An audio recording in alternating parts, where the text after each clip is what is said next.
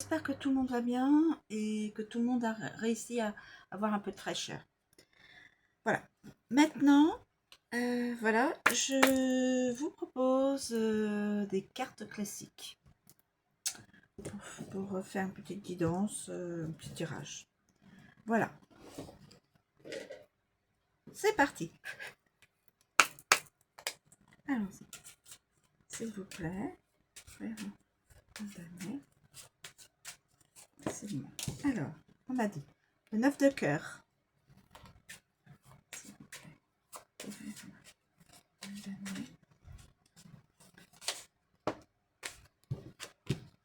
Le 5 de pique. La dame de pique.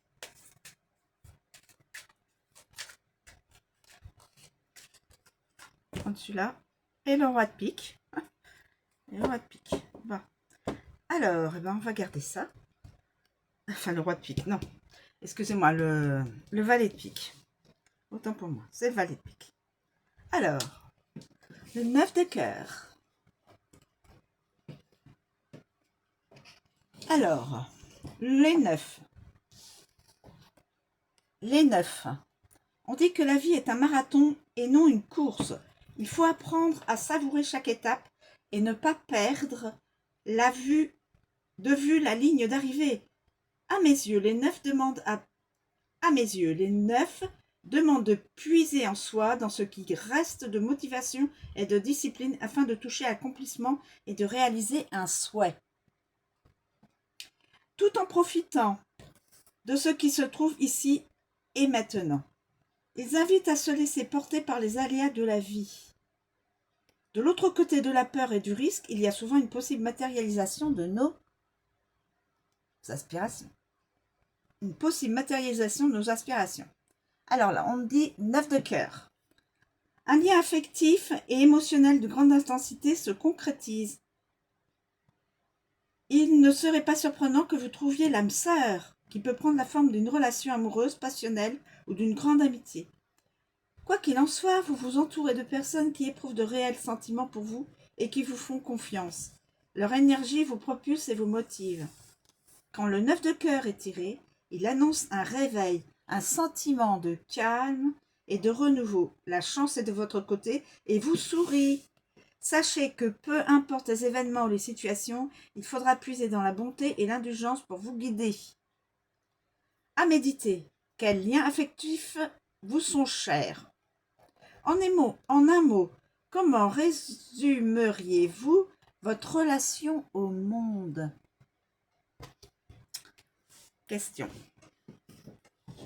Ensuite, nous avons les 5. Les 5. Les 5 en cartomancie sont le comble de la divination. Bon ou mauvais présage, lorsque le 5 se révèle, la vigilance est de mise. Ce que les 5 ont cette fâcheuse tendance à interrompre le cours des choses, à diviser et même à nuire. Les adeptes de la cartomancie lui attribueront bon nombre de superstitions, puisque les 5 invoquent un temps d'arrêt obligatoire, une interruption de la part de la personne qui consulte ou imposée par une situation. Selon les cartes entourant le ou les 5 en consultation, vous découvrirez la tournure des événements et de la direction à prendre ou à éviter. Les 5 ont le mérite d'être sans équivoque. On ne prend pas 1000 détours pour nous amener à comprendre que le désordre s'invite. Apprendre à canaliser les énergies des 5 permettra sans doute de mieux vivre les complications qu'ils proposent. Le mot d'ordre, quand on croise un 5 sur sa route, courage. Courage les amis. Ensuite, la reine de pique. Alors, la reine de pique. La reine de pique dégage l'énergie de la guerrière en quête de lumière et d'espoir. Elle est celle qui avance dans la nuit, bougie à la main. Elle a le désir de repousser ses limites afin d'entrer étroitement en contact avec elle-même. La reine de pique a autrefois été comparée à la déesse Athéna, née du front de son père Zeus. Déesse de la guerre, Athéna est née complète, aboutie et prête au combat. La reine de pique, fidèle à cette image, défie l'autorité, va au bout de ses idées et avance malgré la peur ou les injustices. Elle incarne à la fois la sensibilité et la force, la capacité de tisser des liens tout en demeurant consciente de l'espace nécessaire à la prise de recul, à la prise de temps pour soi. Cette lame évoque la tempête, le combat, puis la résilience et l'acceptation.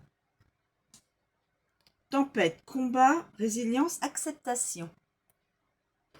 C'est un rappel que nous sommes ici incarnés et eux, et possédant une capacité innée de surmonter les obstacles, de nous construire, d'emboîter le pas, insoumis ou insoumise, et solidaires.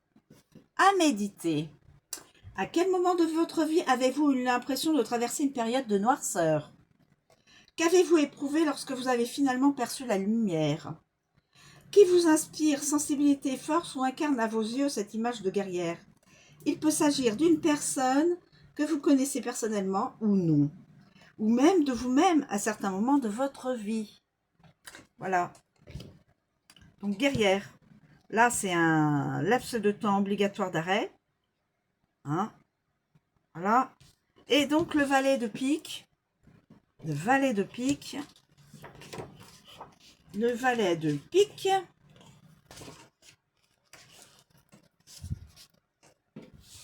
Alors, valet de pique. Tôt ou tard, ce que l'on repousse par manque de temps ou par peur nous rattrape.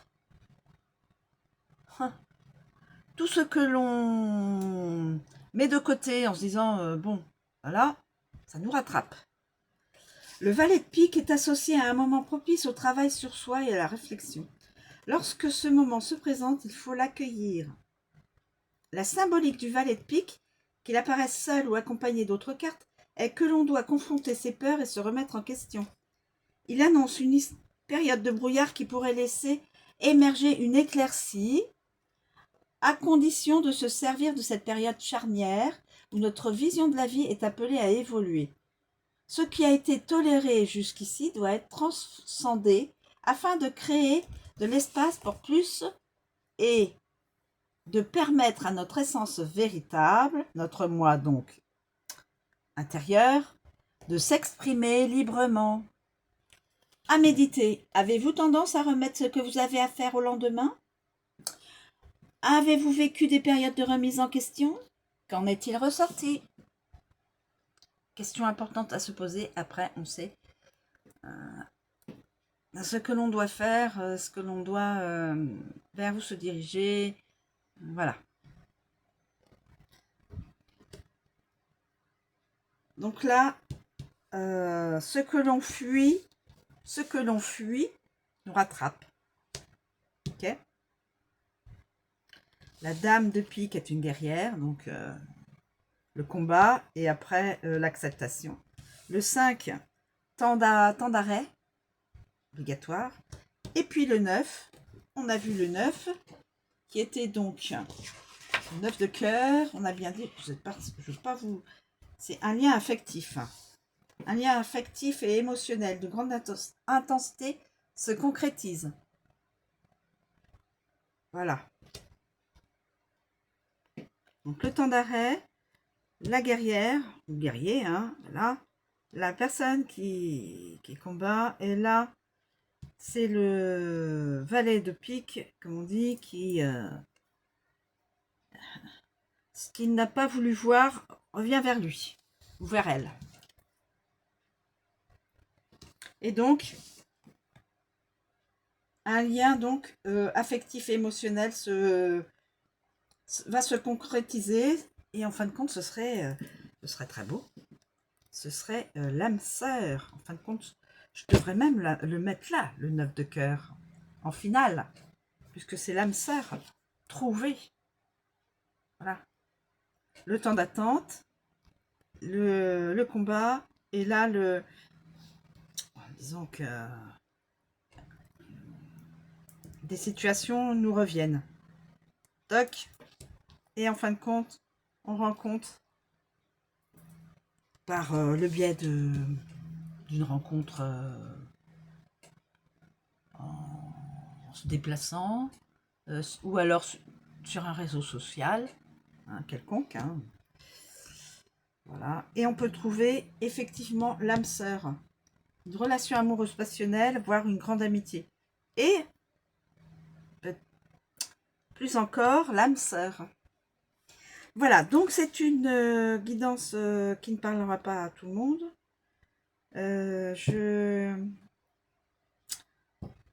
C'est du général, c'est intemporel. Voilà. Et donc, ça ne parlera pas à tout le monde. Voilà, je vous remercie de me suivre, je vous souhaite une très bonne journée, je vous dis à bientôt.